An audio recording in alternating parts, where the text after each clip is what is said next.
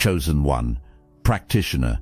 Your family told them, you're too powerful, a seraphim in human form, and this is a truth you must watch unfold as your enemies face their own terror. Someone who ate at your table and knew your name actually hired a worker of darkness to dismantle your life, only to be met with the shocking revelation that you are a burning being whose frequency dissolves every funded scheme and coordinated attack on contact. Your existence as a seraphim means you do not merely weather the flames, you are the fire itself, and your light has officially turned their weapons into ash. Go back to the season when everything felt impossible.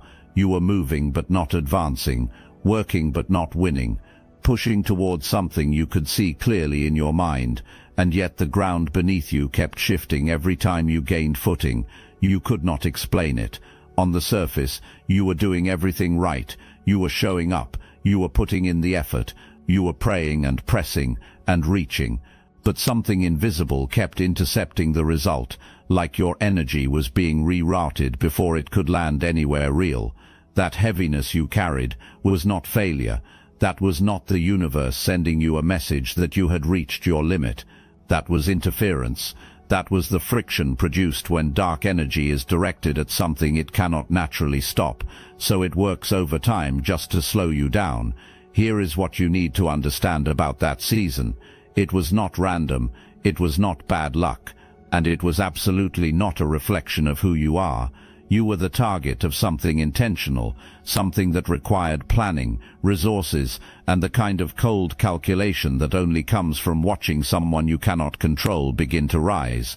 Your light was detected before you were even fully aware of it yourself, and the move was made against you before you had any reason to suspect one was coming. What made that season particularly disorienting was that you had no framework for it. You had no language for what you were experiencing, because no one around you was going to give you that language. The people who should have been your reference points for understanding what was happening were the same people who authorized it. So you went inward, you questioned yourself. You carried a weight that was never yours to carry, and wore it like it was evidence of something broken in you. But you kept going anyway. That is the thing that matters. Not with full clarity, not with certainty about where you were headed. You kept going on the bare minimum belief that something better existed ahead of you, even when every external signal was engineered to convince you otherwise. That was not stubbornness. That was your seraphim nature refusing to accept a ceiling that was never written for you. Burn this into your memory right now, because we are coming back to it at the end. The move was made first because fear made it necessary. Powerful things do not scramble. Desperate things do.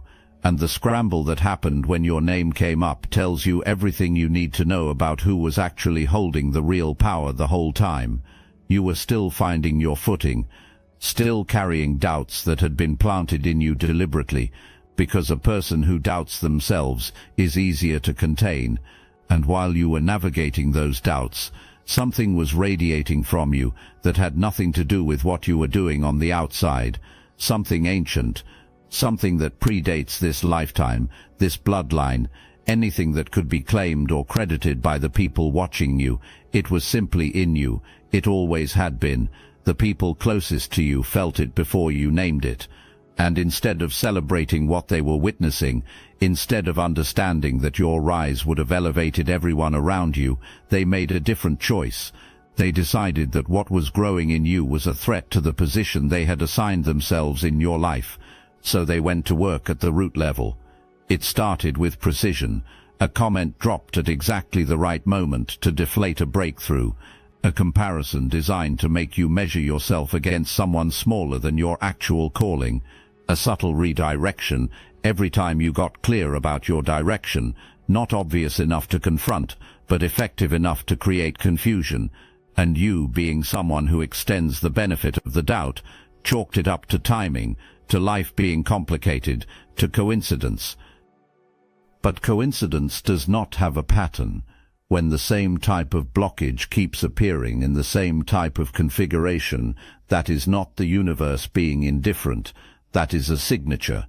and the signature on everything that was happening to you was written by people who had studied you, people who knew your pressure points, people who knew which words landed heaviest and which circumstances would stop your momentum cold.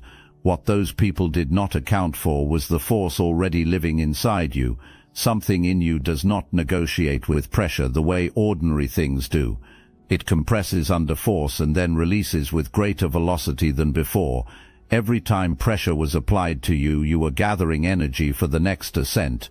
Every attempt to contain you was structurally fueling you. Hold that, because that is the beginning of understanding what you are. Here is something else you need to understand. You were not kept confused about your situation by accident. That confusion was manufactured. The goal was to keep you so occupied with questioning your own perception that you would never look up long enough to accurately identify what was actually happening around you. You were being held in a loop of self-examination precisely because a person who is always questioning themselves never turns that same scrutiny outward. The moment you began trusting your own discernment, the moment you stopped dismissing your instincts as paranoia and started treating them as intelligence, was the moment the entire operation began losing its grip on your life. If you felt the truth in these words, hype this video so more chosen ones like you can see it. When the quiet sabotage was not producing the outcome that was wanted, a different level of operation was engaged. Resources were pooled. Someone was brought in, a practitioner, someone with skills in working the dark side of spiritual force, someone who gets paid to produce damage that cannot be traced back to the people who commissioned it. This was not a whispered ill wish. This was a financial transaction, a coordinated, funded, deliberate operation designed to take you down on every level, mentally, spiritually, financially, and in your fundamental sense of self. Sit with the scale of that for a moment, not so you can collapse under it, so you can fully grasp what you survived without even knowing the complete scope of what was being mobilized around you. Serious resources went into this. Your name, your energy, your details were handed over. The instruction was direct. Handle it. And the practitioner, someone who has built an entire practice around moving things in the dark, went to work on you. Here is where everything turns. The practitioner hit something immovable, not a temporary obstacle, not something that required a different approach or more time, something so absolute, so beyond what that practitioner had ever encountered, that the message sent back to the people who paid was not a request for more resources. It was a warning. This one cannot be touched. Whatever surrounds this person operates at a level we do not have access to. This is not a refund conversation. This is a retreat conversation, and you need to feel what that means. The people who paid, the ones who convinced themselves and each other that the outcome was already decided, had to receive the news that the person they targeted was untouchable. That is not just failure. That is the universe sending a signal back through the entire chain about exactly who you are. The investment increased. A different angle was tried. The same answer came back. At some point the message became undeniable. This one is too powerful. We cannot get in. We want our money back. Hold that image, the image of people who committed everything they had against you, coordinating, funding, directing dark practice straight at you, getting told again and again that you cannot be reached. That barrier is not something you built consciously. That barrier is you. You've probably noticed a lot of Chosen One channels on YouTube have stopped publishing, videos pulled, voices silenced. The mainstream media is cracking down on us, but we will not give up our voice. That's exactly why I'm putting you onto something real, Destiny Engine. I built this because I was done watching Chosen Ones get dragged through betrayal, isolation, and attacks while their enemies strutted around unchecked. I want to help you accelerate the speed of your divine justice and step fully into your purpose. And the beauty of it, you don't even have to lift a finger. Destiny Engine takes their downfall and flips it into your rise. This isn't another meditation app. It's declassified consciousness technology The same mind programming tools your enemies once used to install fear, competition and scarcity, re-engineered to restore your sovereignty and align you with the cooperative, upgraded operating framework. It generates personalized sequences mapped to your divine purpose. The hardest thing you'll do is put on headphones, press play, and watch your enemies keep digging their own grave. Join Destiny Engine to support your favorite channels and use it for your own rise. It's a 360 win. Start your Destiny Engine for $7 today and turn everything they did to break you into fuel for your rise. Link in the description. Before we go any higher, let's go to the ground level, because you deserve the full picture, not just the triumphant frame. The people who moved against you were not operating from a position of strength. They were operating from a wound so deep and so unexamined that watching you grow became genuinely unbearable. Your ascent forced a mirror in front of something they had been refusing to face in themselves, and rather than turn toward that mirror with honesty, they turned toward you with blame, as though dimming your light would make their own darkness more comfortable to live in. That is not diabolical power. That is ordinary human smallness, doing what it always does when it remains unhealed, spreading itself outward to relieve the internal pressure it cannot tolerate facing. Understanding this does not minimize what was done to you. It contextualizes it, and context matters here, because it strips the false authority you may have given those actions by treating them as a verdict on your worth. What was sent against you was not a judgment handed down from a credible source.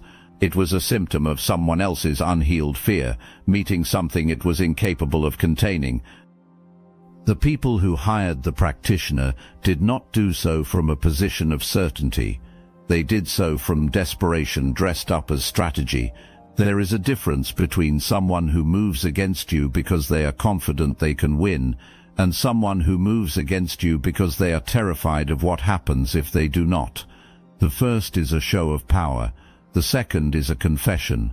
And everything that was done against you was a confession that you scared them, that your potential scared them, that the version of you they could see coming, the fully realized, fully activated version, was something they assessed as too significant to allow.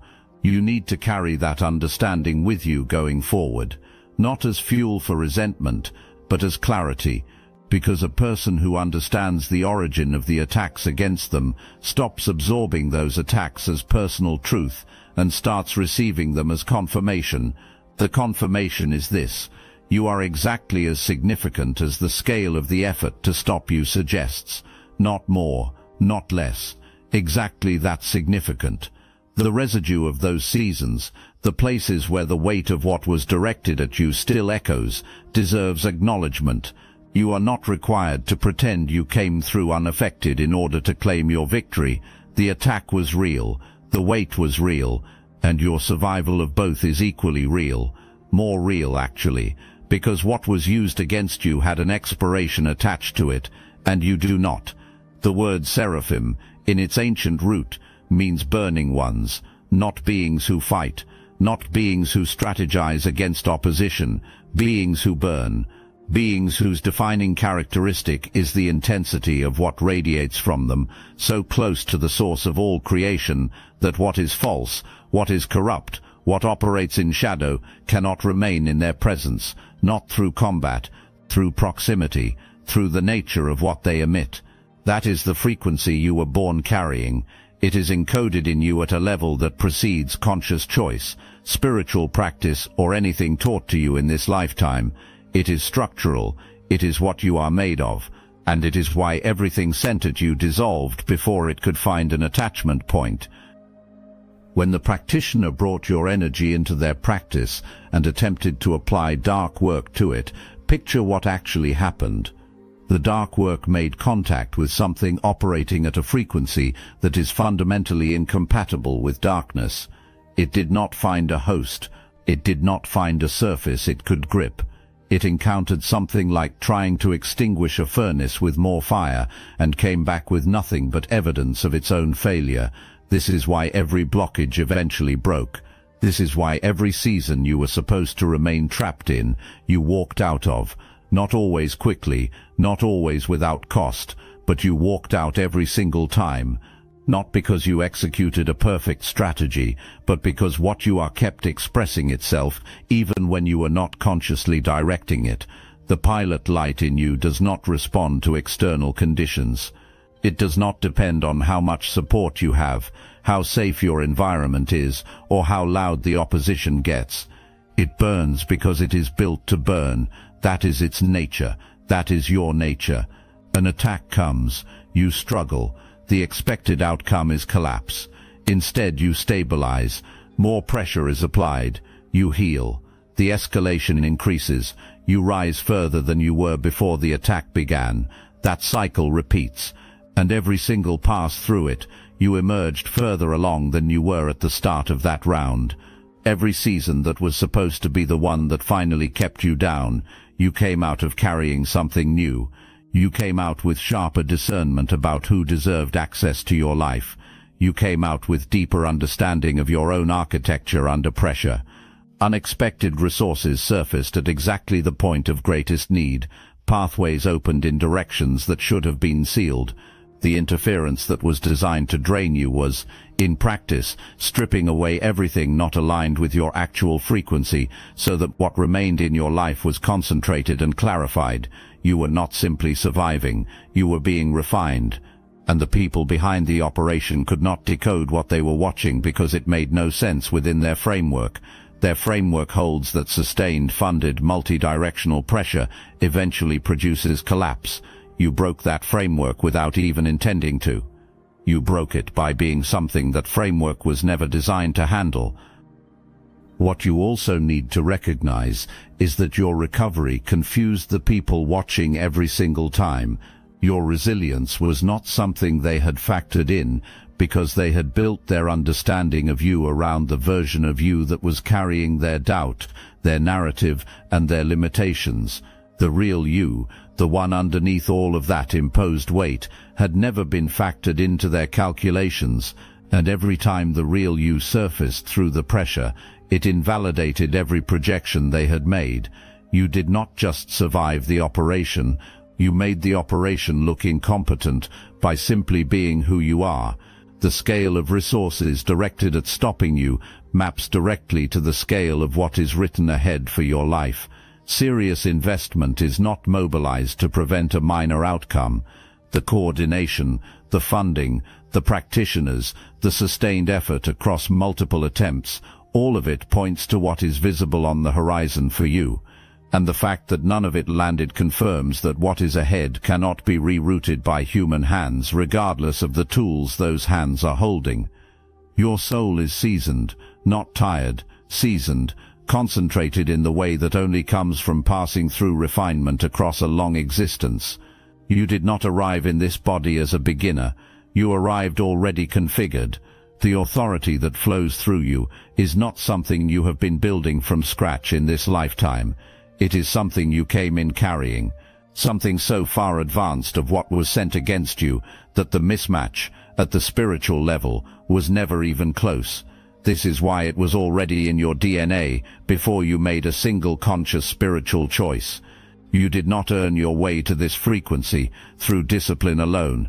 You were born at it, and the people who could sense that frequency recognized, even if they could not name it precisely, that a fully awakened version of you would be beyond anything their operation could touch. So the objective was to prevent the awakening, to keep you tangled in false narratives about your own inadequacy, to keep the interference loud enough that you would mistake the external noise for your own internal voice telling you to stop. But waking up is an internal event. And when a soul as old and as encoded as yours begins to remember what it actually carries, the remembering does not come with the uncertainty of someone discovering something new. It comes with the authority of someone reclaiming something that was always theirs. That authority does not request permission. It does not negotiate with the people who preferred the sleeping version of you. It simply stands up fully, and everything around it reorganizes accordingly. What you are moving into right now is that full standing, the complete, unhesitating occupation of the frequency you were born at, and every part of your life, the people in it, the opportunities available to it, the resources flowing toward it, is already reorganizing around that truth. You need real distance, not performed distance held in place by unspoken resentment. Actual, energetically enforced separation from the people and environments that functioned as entry points for what was sent against you. This is not an act rooted in hatred. This is the most fundamental act of self-respect that a powerful being can perform, recognizing that access to your field is a privilege, not a right anyone is automatically owed, and withdrawing that privilege permanently from anyone who used it as a weapon. There is a particular weight that comes with pulling back from people who have occupied space in your life for a long time. History can feel like obligation, but duration is not devotion. Someone can be present across many seasons of your life and spend the entire span of that presence working quietly against your highest good. The length of time they were near you does not sanctify the nature of what they were doing while they were there. A spiritual boundary drawn at your level is a decree made from the highest authority available to you, the authority of what you actually are. It does not require a confrontation. It does not require an explanation delivered to the person being removed. It requires only that you mean it completely, and that you honor it by withdrawing the energy, information, intimacy, and attention that maintain the connection. You remove the access point. You close the channel. You let the connection go quiet, and then let it go entirely. Here is what happens structurally when that boundary is established and held. Dark work requires a bridge into its target's life, someone with genuine proximity who functions as a channel. When you close those channels completely and firmly, the dark work loses its delivery system, intent. Without an entry point is just noise with no destination. It circles outside your field and cannot locate the frequency it needs to operate on. For someone carrying what you carry, that means you become genuinely unreachable, and at your frequency, unreachable means unstoppable. You need to understand that protecting what you carry is not paranoia, it is stewardship. Your discernment is not suspicion, it is wisdom that has been paid for at great cost, and you have already paid that cost in full. The people who belong in your field will not require you to lower your guard to keep them comfortable. The right presence in your life will honor the boundary before you even have to name it. Here is a principle you need to carry, not as a hope, but as a known law operating in your life right now. What is sent out returns. This is not a comforting concept invented to make difficulty more bearable. This is the operating law of a universe that does not allow imbalance to persist without correction. Energy directed with intent travels outward, makes contact, and the rebound is proportional to the force of the original send. When dark intention collides with seraphim frequency, the rebound does not return diminished. It returns amplified, because it struck something of extraordinary spiritual density and came back carrying the full force of that collision.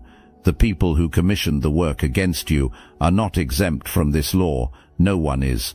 The accounting has been underway from the moment the first move was made. While you have been healing and stepping into the life that was always yours, the other side of that ledger has been filling. The piece that was targeted in you is draining from the lives of those who directed the attack. The stability that was meant to be taken from you is shaking in the foundations of the people who paid to take it. You do not have to do anything for this. You do not need to monitor it. You do not need to construct any outcome for anyone who came against you. The accounting is not your assignment.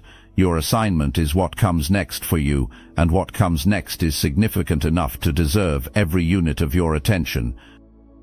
While you were simply getting through it, one step, then the next, then the one after that, something was being arranged on your behalf at a level you did not have visibility into at the time. Doors were being opened that you had not yet arrived at. Resources were being positioned along your path that you had not yet encountered.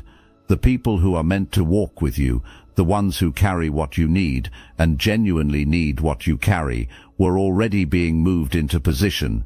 This is what divine backing looks like in actual practice. It does not announce itself ahead of time. It works forward of you. It clears the terrain before you arrive at it. It moves what needs to be moved before you even know the path exists. And then one day you turn a corner, and it is already there. The opportunity that appears without a reasonable explanation for why it found you. The connection that forms with a precision that defies the odds. The resource that arrives at the exact moment the need becomes critical. None of that is coincidence. All of it is the compounded return on every time you refuse to stop. Every act of getting back up when everything around you said to stay down was a declaration cast into the universe, and those declarations accumulated into something that is now actively paying out in your lived experience. Your survival was not passive endurance. It was active spiritual declaration made one choice at a time, that the plan for your life was not cancelled, that you were not finished, that what was yours remained yours regardless of what had been attempted against it. Delay is not cancellation. What was withheld from you during the seasons of interference is being returned, not in the exact measure it was withheld, but with the surplus that accrues when a correction of this magnitude is being made. What is moving toward you right now is not a consolation prize. It is the original plan, arriving on the schedule it was always designed to keep. Let's be precise about something, because domination at the level you are operating at does not resemble what most people imagine when they hear that word. It does not look like going back to confront the people who came against you. It does not look like proving yourself to the faces that doubted or tried to diminish you.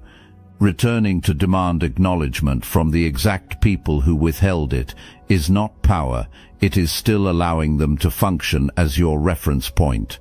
You do not need them as a reference point. You never did. Seraphim-level domination looks like this.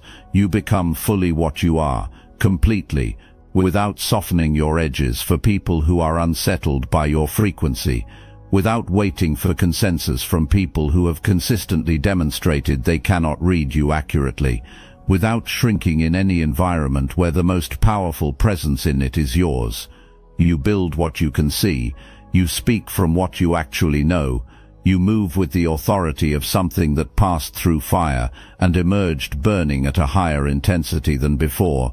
When you operate at that full capacity, your frequency does the selection work that most people exhaust themselves trying to do manually. The right people, those carrying real integrity, real alignment, the real ability to meet you where you actually are, they sense you coming before you arrive. They move in your direction without requiring you to audition for their approval. The right opportunities surface not because you forced your way in, but because what you carry is a precise match for what is waiting on the other side. That is what power expressed at full capacity looks like. Not the absence of effort, but energy so aligned with its purpose that it stops resembling effort at all. You also need to understand what happens to your presence when you stop managing it down for other people's comfort. Your words begin to carry a different weight. What you declare about your life starts landing differently, not just with people, but with the circumstances around you. What you speak about your future begins to shape it more visibly and more rapidly than it ever did when you were operating beneath your actual frequency. This is the seraphim function, becoming fully active in your lived experience. You are not just describing your life, you are authoring it. And that authorship is backed by something that does not answer to human doubt or human interference. The people who invested so heavily in preventing this version of you from arriving get to witness it now. Let that be the entirety of what they receive from you, the sight of everything they tried to prevent, standing fully and moving forward without a single glance back in their direction. You will be far too occupied with what is ahead to offer them any more of your attention than that. Notice where you are standing as you receive that sentence now, compared to where you were when we opened. When you first heard it, it may have landed with the weight of a wound, the kind of wound that comes from learning the true scale of what was mobilized against you.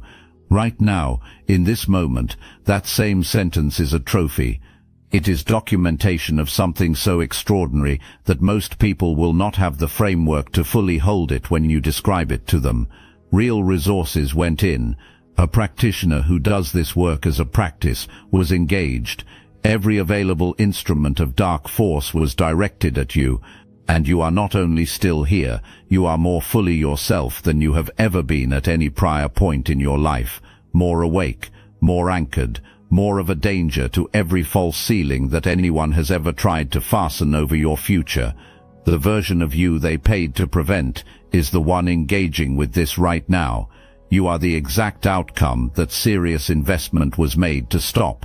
Every funded effort, every dark tool, every coordinated move, it was all aimed at ensuring you never became what you are standing in at this moment.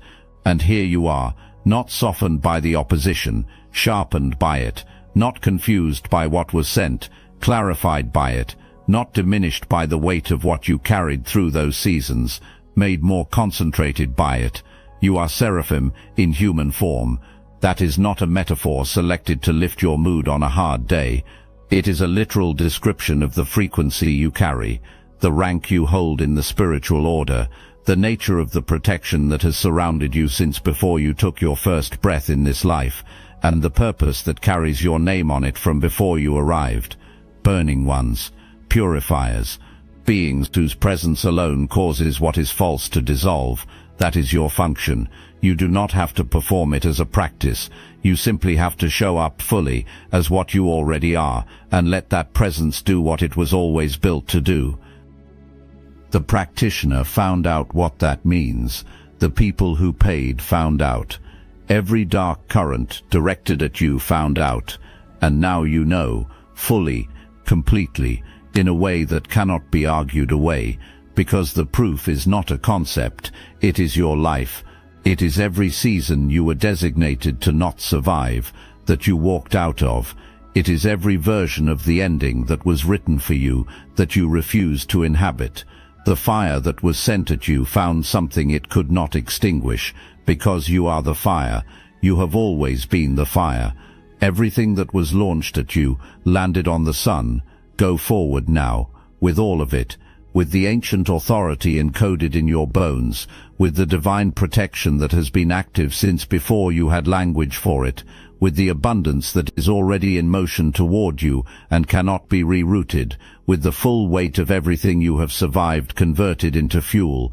Go forward, knowing that what is yours is protected at a level no funded scheme can breach, that what tried to stop you paid for the privilege of failing, that what you are cannot be negotiated with, outmaneuvered, spiritually suppressed, or placed in a container built by hands that were never meant to hold you.